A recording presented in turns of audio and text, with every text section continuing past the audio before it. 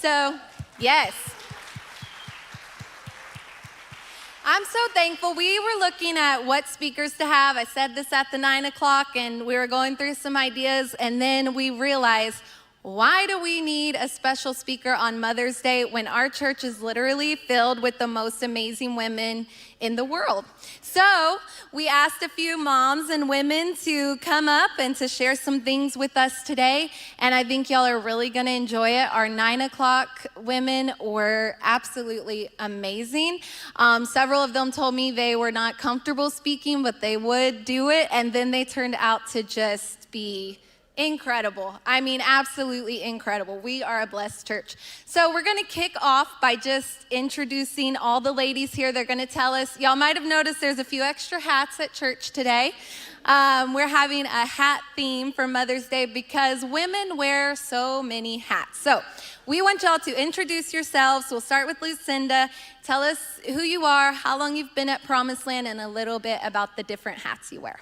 Good morning, church. My name is Lucinda Vasquez, and I've been coming to Promised Land for 15 years now. I had to do the math. I couldn't remember. I was like, okay, 2006 I got here. Yep, 15 years. So it's my blessed church. This is my home church. I could not leave this church. So many hats I wear. Number one, I'm a daughter, and I'm a lover of Jesus. I am an Air Force veteran of 8 years. And I'm a healthcare professional. I assist in surgery at a hospital. And I'm the wife of Moses Vasquez and a mother to Jordan and Ari Vasquez.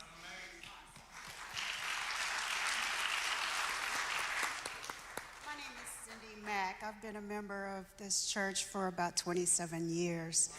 A really long time. I hate to say that because it almost gives off my age, but everybody knows I'm only 25. I am an information technology professional, and I work for the federal government, and I actually support our veterans. That would be considered my pride and joy in terms of profession, and I really like being on the support side of the veterans. I don't see them face to face like in the medical sense. However, my technology service is direct support to those individuals.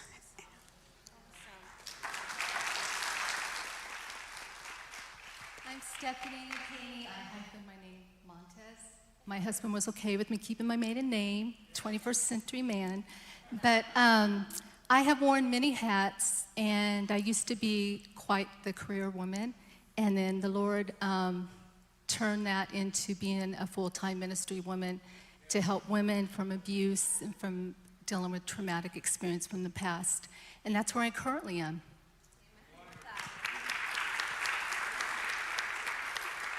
And my name is Jamie Harris. I've been part of Promised Land. I also had to do the math like Lucinda.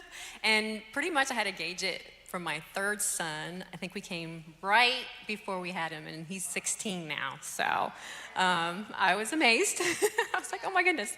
But I've got this big old hat on, and because my biggest hat is a mom. I am a stay-at-home mom to 4 boys, ages ranging from 8 to 21. So there's quite the spectrum there. So, and within that, there's a lot of hats that I wear daily. So yes, that's me. And for those of you who don't know, Stephanie is our ladies director here at Promised Land. So that's another hat she wears. And she puts on all these amazing events like Spring Fling happening on Saturday. All right, so we put together a few questions for you guys. Y'all are in the hot seat, but I know you're going to be absolutely amazing. God really helped us to put this panel together, and we've seen just everyone really shine through it the first time we did it, and I'm excited to hear you guys' perspective this round. So we'll just go ahead and kick off. Our first question is, what is the most challenging hat you wear as a woman, and how has your relationship with Christ helped you manage that challenge? So whoever wants to start, y'all just jump in. I'll go first because in my introduction, I did not mention that I am a mom to a 9-year-old Carrington. And right now, that is the most difficult hat I am wearing right now. we tend to lean on our experiences to train our children because, as they say, there is no manual with children. But we as Christians know that there is a manual per se, and that's the Holy Bible. And that's really the roadmap to figuring out how to manage these little people that have their own personality that is totally different from yours, what motivates them, which may very well be different from what motivates you. So I find myself sort of adjusting, say, a peg that I'm trying to fill in a hole to see how it best fits, because my first instinct is, what did my mother do with me? And that doesn't work with my daughter for whatever reason. So I lean on the examples of the stories that I've learned from the Bible and how women dealt with their children, or how children should be in relationship to their father.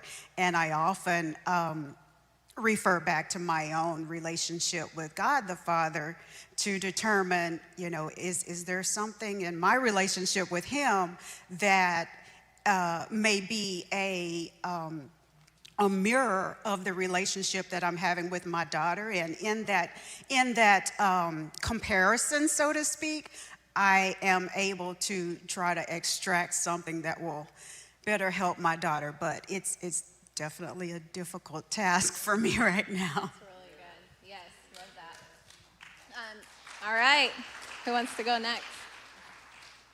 Okay, I'll take it.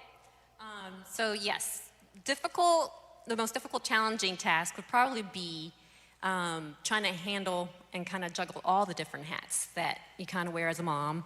And I will say, stay-at-home mom is a misnomer.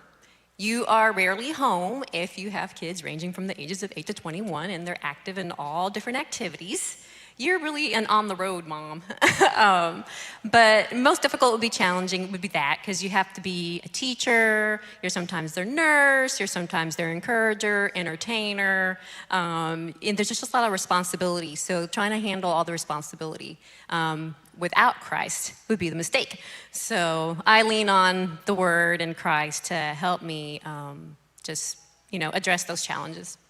I love that. Another mom brought that up at the last service, and it ties so perfectly, because it's true. You, in an instant, become all the things. I remember when I brought home a newborn baby, I was like, y'all did not tell me enough stuff to send me home with this baby. I am not a health professional. I did not expect me to know all of this.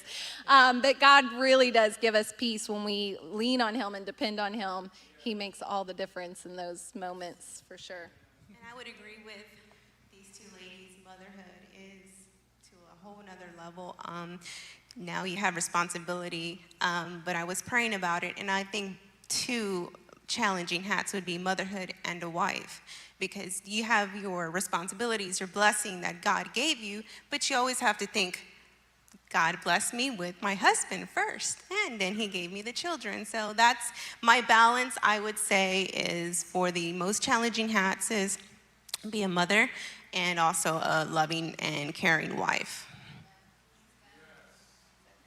For me, I'm here representing the women who have never had children, or who had a miscarriage like I did, or who was a stepmom like I was. So I know there's women here just like me. That was probably one of the most challenging things for me, wearing that hat, being a stepmom. Knowing your boundaries, knowing when to speak up, when to shut up, knowing when to take it to prayer, knowing when to talk to your husband. So I know many of you who have been in blended families would understand that. Now I'm in a totally different season of my life, and I'll probably keep reiterating this, but really the biggest hat I'm wearing, the most challenging hat I'm wearing, is helping women, counseling women, and helping them. There are so many women who are lonely, depressed, dealing with grief, not just with the loss, but with a divorce, dealing with past traumatic experiences such as abuse and other things. So to me, that's the most challenging hat that I have been wearing. And literally, and I'm not trying to sound like a spiritual person here, but I have to pray every day, or I because I don't want to give them the wrong advice. I don't want my flesh to get in the way, because you're dealing with the soul. You're dealing with someone who has suicidal thoughts. So it's so important to be plugged into the Word of God and to get into your prayer closet, which I talk about a lot. And the women here, you know me, we talk about being she-warriors. Amen? Yes. So. That's so good. Thank you. It's really good. And I'm really glad you brought that perspective because I think that as women, we deal with a lot of things, and sometimes we forget to seek help when we need it. And when we're hurting and suffering, it's easy to get distracted by all the hats we wear, whether we're a mom or not, whatever we are as a woman, men too, that we get distracted by all the things that we're wearing. And it's important to turn to people, to turn to our family that we have at Promised Land and look to them for encouragement as they go on this journey, because it can be challenging for sure. All right, we're going to go into question number 2. What is one piece of advice that you would give to girls here today who are about to switch from their childhood role and put on their adult hat? Whether it's to head to college or the workforce or family life, maybe about to be a new mom, what's one piece of advice that you've learned along the way? Boy, we jumped at that. I'll be real quick. Love it. Y'all are Sorry. like on it. It's awesome. Well, 2 things real quick. I wish I would have known when I was a younger version of Stephanie. Don't overthink it, or you will frustrate yourself. You will live in a cycle of frustration. Don't overthink it. It's going to come and it's going to go. The other thing, I wrote this down earlier, I wish I would have applied more of, the younger version of Stephanie, was to realize this is so important, that not every opportunity that comes your way is a God opportunity. I had many opportunities come my way, and with many, I didn't vet it. I didn't even really pray about it because it sounded so good. And of course, the enemy wouldn't send, he's not going to send us any good opportunities, right? Wrong. So I learned the hard way after some heartache and some opportunities that are really just distractions, because 1 Peter 5:8 talks about being sober, being vigilant. And it's so important when opportunities do come that it's a God opportunity, because opportunities are everywhere, but you want to be doing your God assignment where God is placing you. Love that. That's so good. Jules and I actually, early on in our ministry, we had an opportunity in a specific city, and it was an amazing opportunity, like what you're saying. But God said, you can have that, or you can have what I have for you. And if you take this, I will help you, and I will bless you, and I will take you through it. But it's not what I have for you. And all throughout our ministry, literally until we landed here, we would say, I think that's it, and we would name the city. And the name of that city became kind of what we look back on, okay, God, is this you, or is this that? You know what I mean? So I love that. That's so good. I would say one piece of advice for young women transitioning into adulthood or going off to college or whatever it may be is definitely have God at the center of it all. That has to be your foundation to live your life, because there are many times I'm going to graduate and I'm going to be my own person, and I know I was brought up in church, but I'm going to do my own thing. You will learn really easily that God has another path, another route for you. And you will always, I just advise that you definitely count on him, and definitely anything you need. He will never leave you nor forsake you. And so I have a mom who I love dearly, and she was hard on me growing up. And I'm glad she was, because I would fall and she would say, okay, mija, now get up. I said, okay, here I go. And it taught me a lot. So when I went off to the military and I was by myself in a different state with no family, I would fall and I would get up. And I would fall and I would get up. And so God never left me. And I understood that she was showing me agape love, unconditional love. And I never truly understood that till I became a mother. And now that I have these 2 young boys, I know what agape love is. I would do anything, but I will let them fall and let them get back up. So that's what I would give to young girls.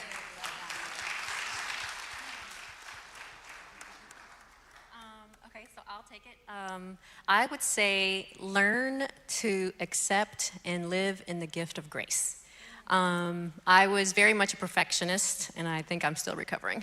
But, but you really do. Life is at best a very humbling experience. And no matter what you do, whether you're a career mom or just a mom or just a woman in general living in this world, the different pressures and that culture and society puts on you, you know, the different hats they want you to take on that really aren't meant for you. Or even the ones that are, you're not going to do it perfectly. We all fail at some point, and you shouldn't be so hard on yourself, really. Jesus loves you no matter what. He will pick you up, and he will dust you off and put you right back on your way. So live in that gift of grace, really. I would say for young people that are going into college to remember your core values. There's going to be a lot of things coming to you from a lot of different directions, and what Stephanie said, it's not all going to be good. It's going to be shiny, and it's going to be sparkly and packaged just the way you like it, but you need to beware. And I would encourage you that in the decisions you're making, some things may seem very simple, but all things are important to God, and learn early on to ask him, is this for me? Is this right for me, for my life? I realized that doing something as simple as, I'll just say buying a dress to make it simple, that may be very simplistic. However, maybe that dress is not for you, so ask about it. I would also give some practical advice to young people or older people that are entering adulthood, maybe their first professional job and such. On the practical side of it, I would say make sure you have an emergency fund. I grew up, my mother was very adamant about having what she called the rainy day fund. She sent me off to college with a crispy $100 bill. And she said, you keep this $100 bill and never spend it unless it is an absolute emergency. And I'll never forget, years had passed, and I still had the $100 bill, but there came a time that I was in a bind. And I didn't have to call home and say, I'm in this bind and I need money. That $100 bill at the time covered it. And months later, I'd go home and we're talking about, you know, the rainy day fund. You still have that $100 bill? I said, Mom, it rained. But the beauty about that is once I got back on my feet, I replenished that $100 bill and I added more as the years went by. So I would say, plan for a rainy day. Always have something set aside for things that are going to be unexpected. And we all know there will be unexpected things to occur in your life. Amen. I love that practical side of it. It's so good. All right, so we're going to keep moving. The next question. Out of the women in the Bible, which one do you relate to the most and why? And just real quick, I did a little plug at 9. We're going to do it now at 11. The women's department ministry is doing a study on the women of the Bible the second and fourth Wednesday and the third Tuesday. It's all online. It's on Zoom and Facebook. If you guys haven't been following that, make sure you get plugged into those because they've been incredible. It's been all different women from the women's ministry. And I mean, y'all, I said it earlier, I'll say it again, we're a blessed church. We have amazing women with an amazing word. So, go ahead. This one was a little hard for me, to be honest, because I feel like I can relate to each woman. There's something in their story that resonates with me. But the two women right now that I feel like where I'm at, I have to say two because I'm in between them both, is I don't know how many of you have heard about the Shenamite Woman, and I believe it's 2 Kings 4. Powerful story about this lady had some bulldog faith, is what I call it. Her son, it's a long story if you want to go read it, but her son died. And I was thinking I would be on the floor bawling like a baby. But she got her boy, got the servant together, got the donkey, and she was going to see the man of God, the prophet. And her husband, this is what I like, her husband tried to talk her out of it because it was not new moon or the Sabbath. And she said, I'm going, I'm getting my miracle. Long story short, she got her miracle, and the whole way she said, it is well. It is well, no matter what it looked like. And I find myself, I'm a woman of faith. I do speak life a lot. But then the other side of the coin is I resonate so much with Hannah. We all do probably, where she, that's in 1 Samuel 1, I think. I'm looking at Pastor Schultz. I think it's 1 Samuel 1. She wept bitterly. She didn't get her answer when she wanted it. She cried bucket full of tears. On top of that, she was being taunted by her husband's wife. She went through a hellish season, and she still kept going and knocking on heaven's door. And I find myself doing that a lot. So those are the two women that I resonate, that my life I feel like resonates with them. I believe that I relate to, I would say Rebecca in Genesis, because she was not the perfect mother, but God positioned her at the perfect place at the perfect time to be introduced to the servant of Abraham to marry Isaac, who later had 2 sons. And yes, she caused division among the sons, and God still used her. And I relate to her because God used me, and there were times where I thought, I don't deserve grace. I don't deserve forgiveness. I've messed up too much. But God still used her as a vessel. And I feel like God, even though I'm not the perfect person, but God still sees me worthy enough, just like he did Rebecca, to become in biblical history. And she raised 2 amazing sons, and one became Israel, the father of the 12 tribes of the chosen people. So I believe Rebecca. I could see that. That's so good. I'll go next because I think mine piggybacks off of Lucinda's. I chose Rahab. So most people are familiar with the story of Rahab, where she was a woman of a profession that was undesirable, to put it nicely. But she was also the woman who hid the spies in Jericho because she knew that the Israelites were coming to take over this land. So she hid the spies on the roof of her home. In that, she had faith. One might think that, God wouldn't use her. Look at her profession. She's in Jericho among all these people that, don't even worship God. But God used her for his purpose. And what I extracted out of that was God is a God of forgiveness, and God is a God of mercy. And both of those were displayed to Rahab. She was a common person, and in the sense, we may think we're just common people and we don't have enough to offer God, or we've made past mistakes and it cancels out our ability to do something great. But I have to remind even myself, if you have an open heart, a repentant heart, a heart that wants to be reconciled to God, and he sees that in you, he will use whatever it is you have. It might be one itty bitty thing. He will use that one thing and he'll make up the rest. So now I go with an attitude of, Lord, I will do what you want me to do. I realize I am inadequate in, certain aspects of my life, but it doesn't bother me so much anymore because I know that God will make the provision. And the other thing that I really love about Rahab is, at the end, she is the mother of Obed. She is now in the lineage of Jesus Christ. So good. I love that. I love the stories that we have Rahab, and when we were talking about Deborah, we talked about how Jael, also these women who were positioned in what they thought were the enemy's territories. And when we go into those spaces where we feel like we're surrounded by the enemy or surrounded by things that would try to tear us down, God plants people in those seasons that are going to stand up and be there to bring deliverance and to bring help and to bring encouragement. So I love that. Great, great.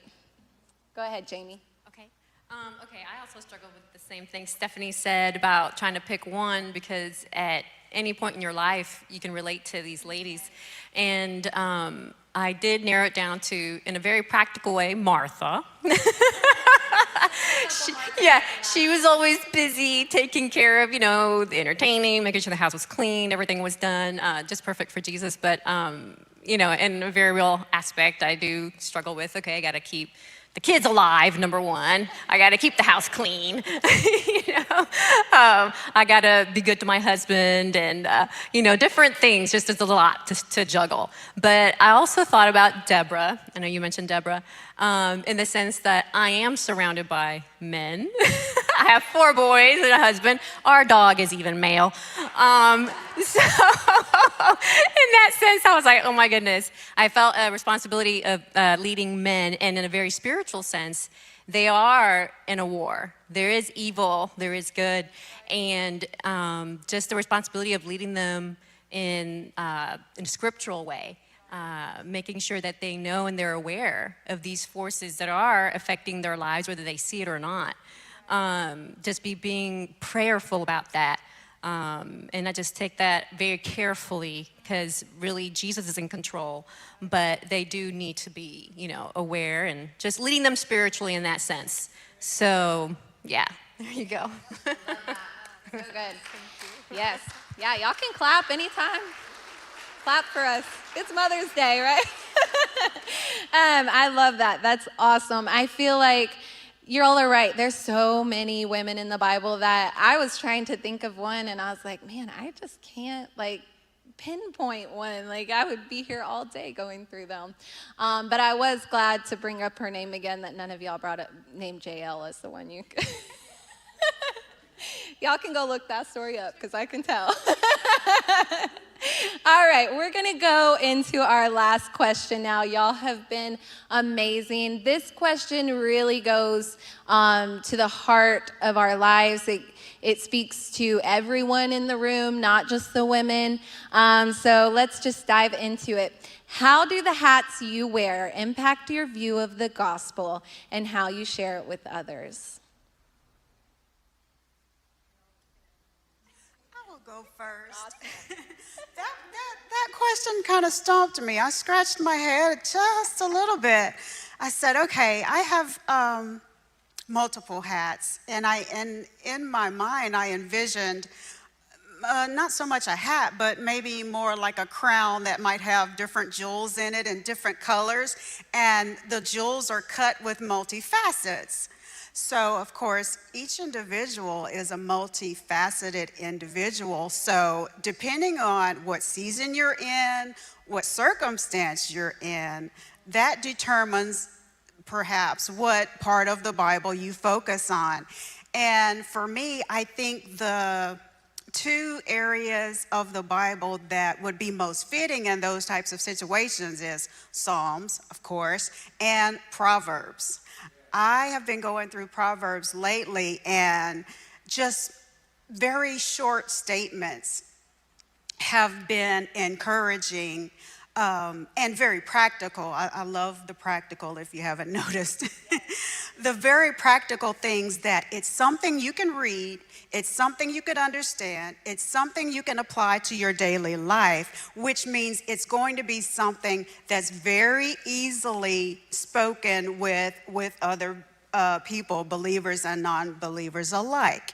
And the beauty of it is, it doesn't come off as churchy or, overly religious, so to speak, which can tend to make people shy away from you.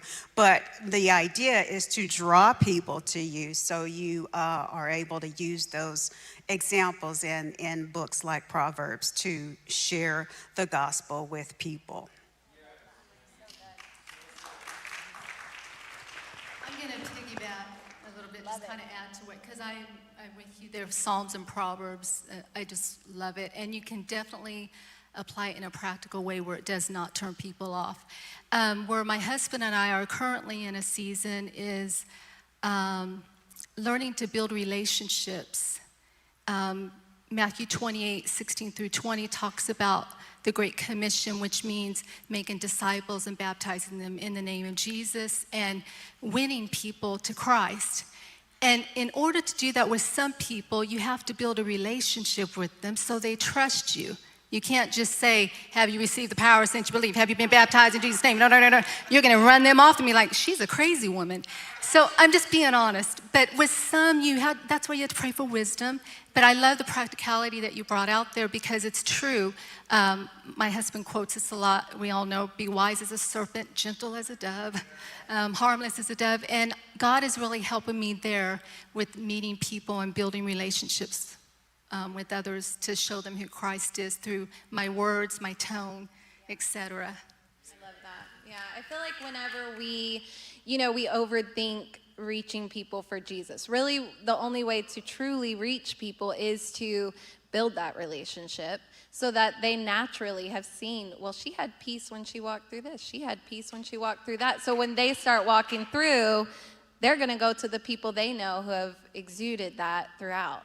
Not to take over space here, and there are times where immediately you have to be instant in season and pray for that person immediately. So you have to be sensitive because there are people, they're desperate. They don't care if you say, have you been baptized in Jesus' name? They're desperate. So you have to be sensitive to that too. So good, yeah. Thank you. I definitely, with all the hats that I wear, I live by the fruit of the Spirit, and I believe that has helped me balance all my different hats at work, at home, the grocery store, with my friends. And I think definitely living by the fruits of the Spirit will help people. It's simple, it's, like you said, practical, and I believe that definitely that has helped me with my walk with Christ and how others view me as a God-fearing woman. So good. Yeah, I love that. Okay, and I will say that, being a mom has really taught me, there's different personalities out there. One thing may work for one child, one thing may not. And just with reaching different people, I just think you have to be very honest with yourself and just kind of see them where they're at. They may not need the whole, hey, baptize in Jesus' name and all that, like she was saying, but maybe just something very practical that will help them, that will kind of open their eyes. It's a viewpoint that maybe they hadn't seen before that might draw them to be like, okay, well, she did it that way, that works. Maybe I can do the same. But just being very honest and truthful with people, just with whatever they come to you with, and just letting them know that there is help, through Jesus. So. And I think that when we look at all of us here today as a congregation, really we all wear the hat of motherhood because God has called us. Schultz touched on this a little, and God was dealing with me with it last night. God has called us to be the bride of Christ.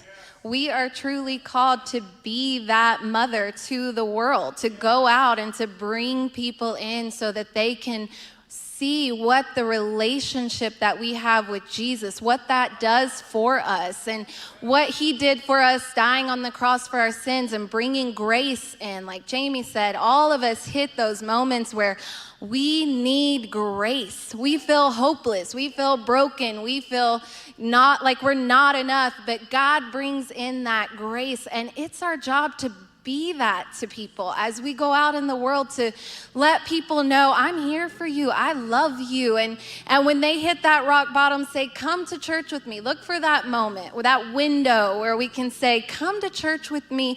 We're a family. We have something to bring to you. We have something to give to you. And we have the power of the name of Jesus, which truly nothing can compare to that. So good. Thank you, ladies. Let's give all of these ladies a huge hand. You guys were truly amazing. Yes, amazing. I called on these women. Some of them have spoken up here before. Some have never spoken out. And you guys y'all wore a whole new hat today. You were amazing, and we love you and appreciate you. Real quick, I just want to say that Benjamin, can you come help me? We want to present these flowers as we just continue to honor our First Lady. She may have stepped out, but we're going to bring them back, put them on her table to make sure that those go home with her. We love her. To all the mothers here, all the women here, happy Mother's Day. I want all of you to know that have lost a mother that we are praying for you. We know this can be a very happy time, but it can also be a very sad time.